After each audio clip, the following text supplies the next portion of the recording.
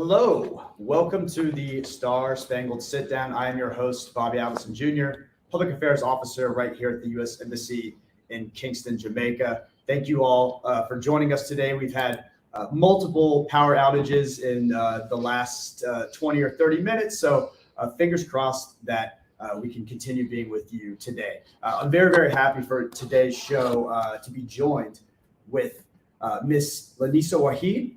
She is the acting deputy chief of mission, and she also is dual-hatted while also in her role as the director of the International Narcotics and Law Enforcement Section. Linnisa, welcome to the show. Thank you so much for having me, Bob. Let's just go ahead and get right started. Tell us a little bit about what you do here at the embassy. Sure. So as the acting deputy chief of mission, I look to make sure that our mission is working cohesively and together in terms of policy and management. And in my role as director of international narcotics and law enforcement, we're affectionately known as drugs and thugs. So we work with the Jamaican government to strengthen their capacity to combat transnational organized crime.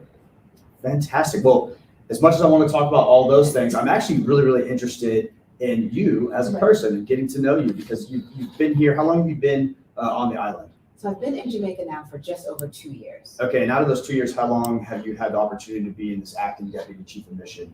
Now about 4 months. Okay, so as the embassy's number 2, we're trying to introduce you to everybody out there, and you have a fantastic story, so let's get right into it.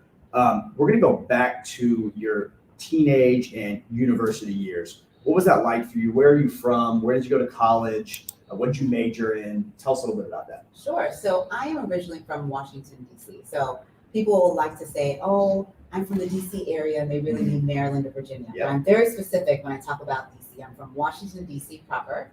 And I went to the University of Virginia in Charlottesville and majored in foreign affairs and sociology. Yeah. What was some of the best moments that you had in college? I think it was a sense of freedom where I was 3 hours away from home. So close enough that I could go home for an emergency, but far enough away where my family wouldn't drop by to visit me. Awesome. So that was fantastic. Let's go. You know what? I got a few photos of you that we dug up. So let's take a look at the photos. Mm-hmm. All right. First one up, I believe we have from your university years. Let's see. All right, there we are. Okay. Tell us about, number one, we see in the background, I see that it says college. I assume this was undergrad?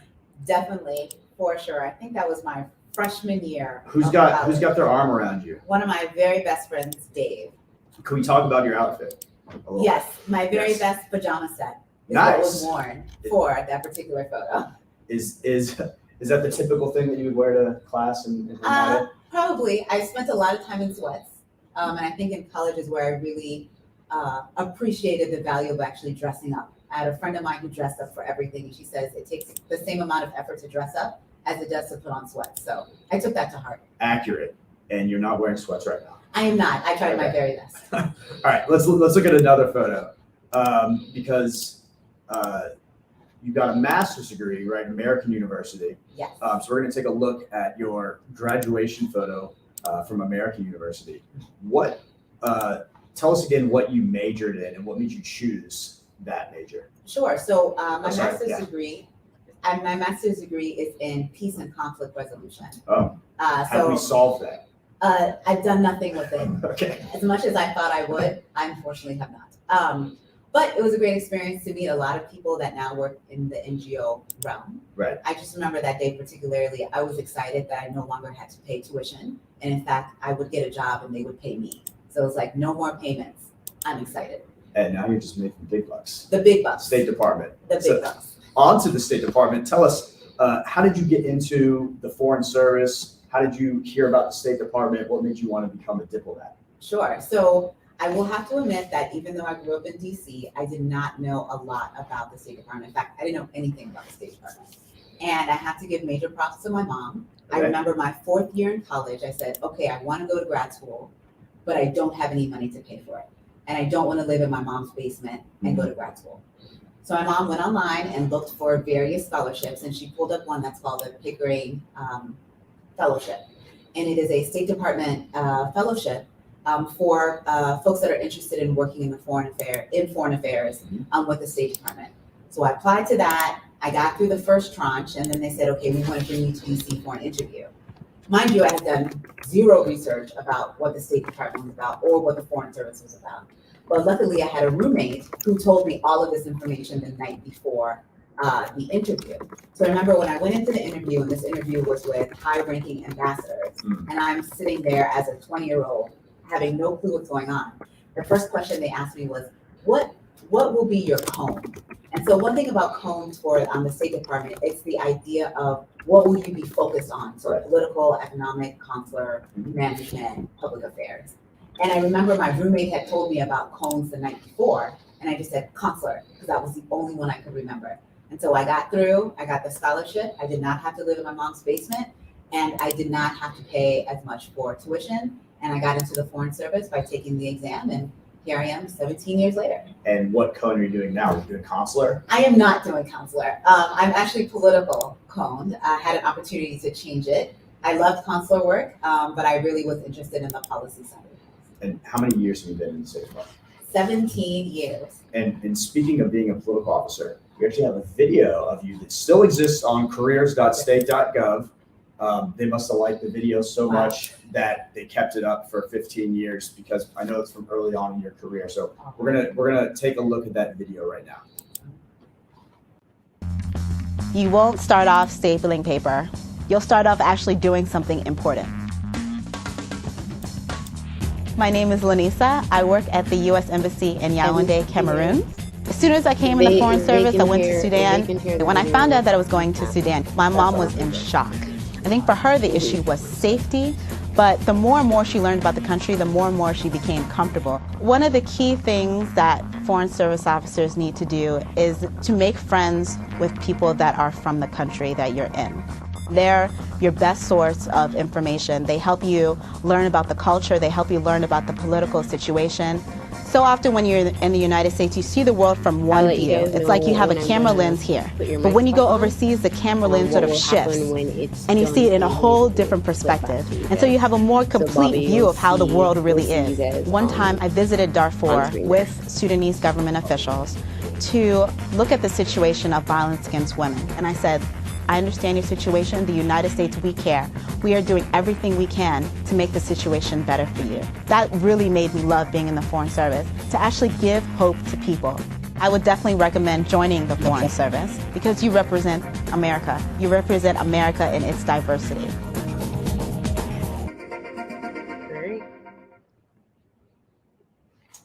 All right, so that video, again, like I said, I probably watched that video when I was trying to get into the Foreign Service as well. So thank you so much for that experience. And again, can't believe it's still up after all this time. Me neither. But it Like is. a time capsule.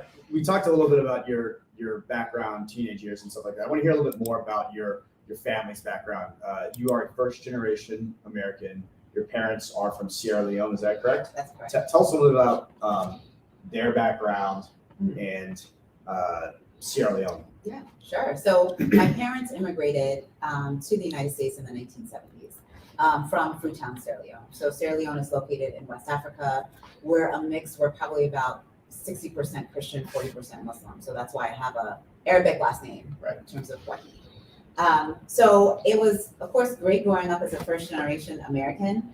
I think I spent a lot of time explaining to my friends why I couldn't do certain things, like going out on dates in high school was a big no-no. And I'd be like, look, I can't go out. Strict parents, strict African parents, very much focused on education and being a productive member of society. So I stayed home in high school. Wow. So you weren't allowed to go on dates then, but currently you do go on dates, right? I hear that you're engaged. Yes, finally. Who's the person? Right, yeah. So he is Bahamian. Okay. His name is Jamal. All right. And we actually met through a Foreign Service friend. He went to FAMU. Okay. For, Tallahassee. Exactly. The Rattlers. Exactly. He went to undergrad at FAMU, and his best friend is someone I served with in Cameroon.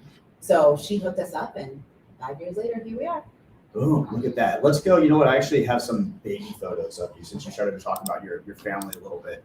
And you had told me previously about the connection between your the tribe in Sierra Leone and its connection to Jamaica. Can you talk about that while we look at your baby photos? Yeah, sure, absolutely. So my tribe is Look the at that. Creoles. So I was like, yes, very happy, excited child. So my tribe were Creole. So we're Krio, so different from Creole language in Haiti. Got it. And so the connection to Jamaica is that our tribe is a mix of people that came from America. So freed slaves that fought on the side of the British and were in Nova Scotia, but also the Maroons from Jamaica. So they both went back to Freetown, Sierra Leone. So that's the name of the city is Freetown. It's for the freed slaves. And then the Creoles are the descendants of those people. So I am actually related to the Maroons in Jamaica. That is amazing. And speaking of Jamaica, you've been in Jamaica since 2019. Of course, for the past year plus, a lot of that has been under the coronavirus pandemic. But tell us a little bit about how you've enjoyed your time here so far, some of the things that you like doing, you enjoy about Jamaica. Yeah, no, it's been a great tour. I would definitely say. I think what I've enjoyed has actually been the friendliness of Jamaican people and their willingness to incorporate me within their families. I think Jamaicans are very much family oriented, and you feel as if you're part of the family when you're over for dinner, et cetera, as well. They want you to really love their country as they do as well. So that has been such a great experience. Of course, food, I love eating. I will eat anyone under the table. I'm a big eater, so I've really enjoyed the cuisine here. So Jamaican cuisine is very delicious. What do you like to eat? I like oxtail and brown stewed chicken. Okay. Those are my favorite. I'm more of a jerk pork fan and rice and peas. For those of you in the audience, if you want to leave us a comment, let us know if we're eating the right things. Let us know what we should be eating and places we should be visiting while we're here for food, because again, both of us like to eat. So let us know in the comments, please. All right. So you're a little bit of a wonderkind. You said you started at 20, getting into the Pickering Fellowship. You've been in 17 years in the State Department, and you're the number 2 at the embassy right now. Do you have any advice for any viewers who are young or starting earlier in their careers in terms of like, hey, these are the types of things that you should do or things you should look out when you're trying to advance? Sure. One thing I would say first, enjoy, do what you love. But I would also add the importance of having mentorship.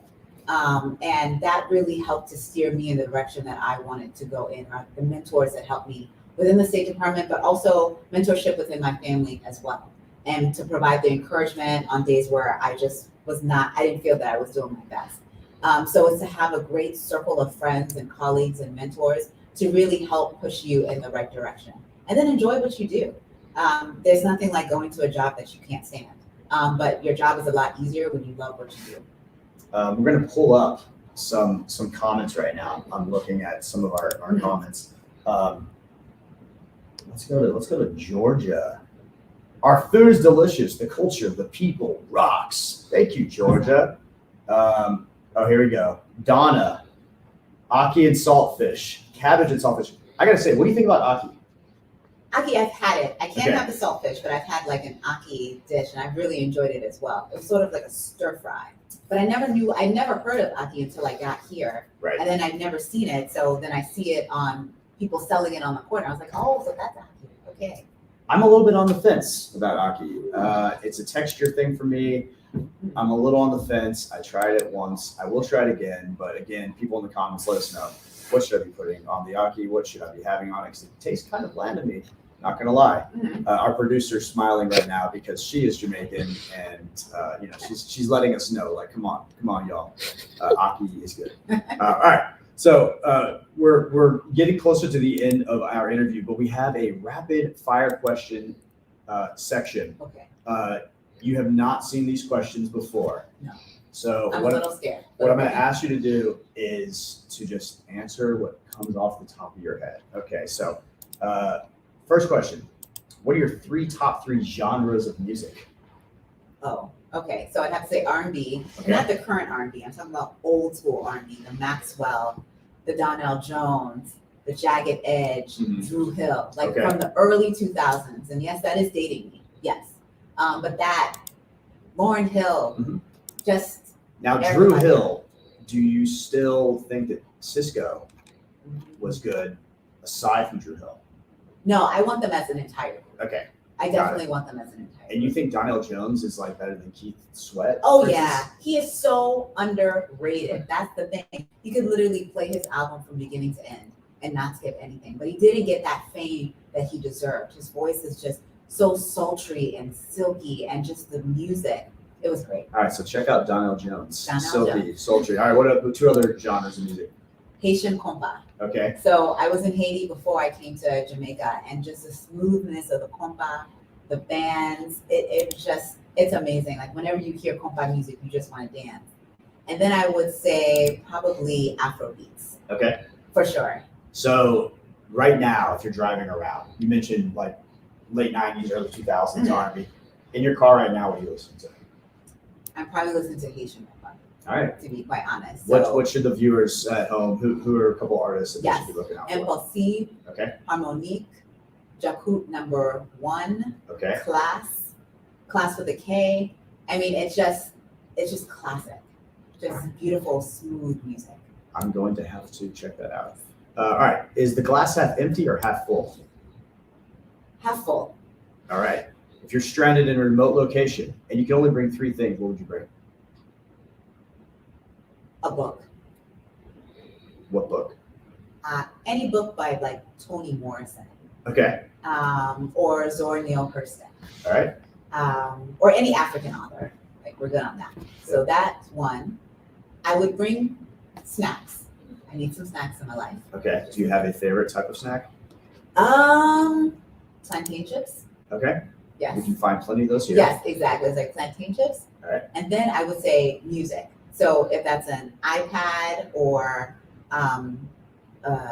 those little things that we You're use assuming unlimited like battery life. and stuff Of course, like that. I am. I just Okay. need music. Right, I need okay. music.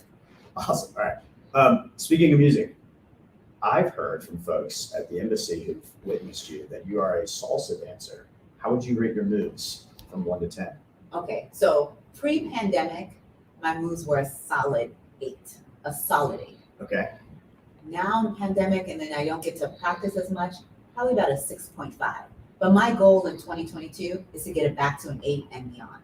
I'm more of like a 9, A 9. 9.5. Not on salsa, but we'll have to have a dance off next time we have you onto the show. For sure, I'll be ready. In college, you wore sweatpants. Right now, you're not wearing sweatpants. Can you describe your style in one word? Employed. That is awesome. Yes. Okay. What is your go-to meal to cook at home? Chicken. Any type of chicken. So I'll bake a whole chicken, I'll fry chicken, I'll air fry chicken. That's what I can do. Chicken and then salmon. Salmon. Although expensive, I will still cook some salmon. You're going to have me over at your house. Absolutely. Okay. If you weren't in the foreign service, what would your dream job be? I'd be a teacher. Probably Really? a high school teacher. You know, I used to be a teacher. Wow. Middle school. I think Okay. high school is probably a better option. Though. What would you teach? Probably history, Yeah. I would say. Like I'm really into making sure that we're incorporating African American history into mainstream teaching. Mhm. And unfortunately, growing up, I would take history lessons and you would learn about African Americans that a little be like slavery and Martin Luther King. Yeah. And then we're done. So for that was very disappointing for me. So when I went to undergrad, that's when I learned more about African American history, literature, etc. So I'd be one of those teachers that will be bringing that into the mainstream lessons. Well, I think that I can speak on a lot of people's behalf at the embassy that we think that perhaps you might be a historical figure one day. You're a role model right now for the folks out there. Yeah. We're coming to an end. Linnisa, do you have any final words again for our viewers at home? You talked a bit about how someone can advance in their career. You talked about your time here in Jamaica. I'm going to give you the final word to our folks at home. No, I appreciate it. And thank you so much for having me. I think even having this conversation really impressed upon me the importance of parents and leadership within your family, and being open to their suggestions. Like I was first reluctant to even apply for the scholarship. Mhm. And if my mom had not gone online and looked it up and convinced me to apply, I would be a teacher, but I wouldn't be in the foreign service overseas here in Jamaica. So listen to your parents, listen to guidance. And sometimes you may disagree, but sometimes it may work out in your favor. Well, thank you so much, Linnisa, for coming on the show today. Thank you all for watching. and being patient with us while we waded through 2 power outages here at the embassy. Again, leave us some feedback in the comments. Let us know who you think we should have on the show next time. And thank you for joining us today at the Star Spangled Sit-Down. Have a good day.